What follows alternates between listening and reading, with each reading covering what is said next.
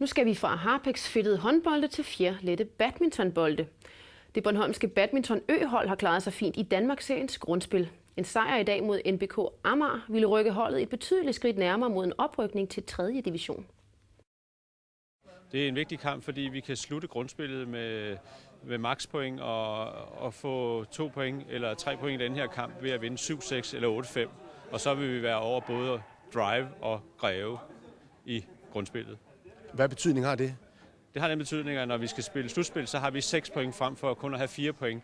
At starte på 6, det gør, at der er stor mulighed for at få en oprykning til 3. division.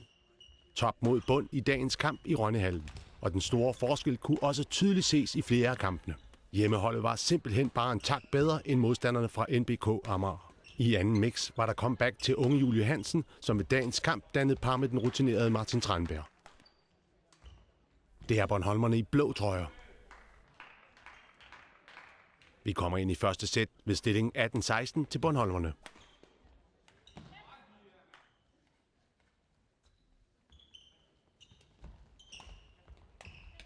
Men efter et par uheldige indgreb af Julie Hansen reducerer gæsterne her til 18-18. Men Julie kommer stærkt tilbage og afgør her sættet med 2 smash.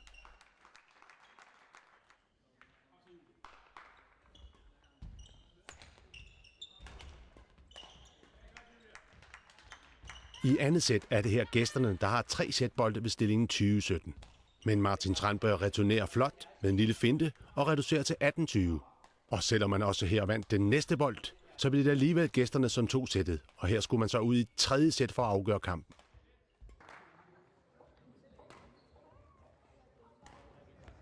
Men der blev aldrig nogen spænding i 3. sæt. Og her har bornholmerne efter et hurtigt sæt bragt sig foran med stillingen 19-12.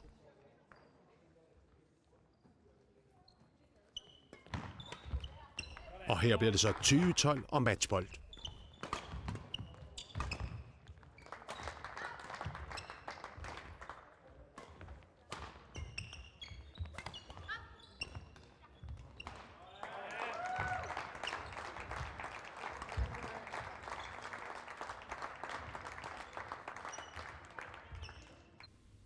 Og med en sikker sejr på 12-1 er badminton-ø-holdet nu klar til oprykningsspil til 3. division.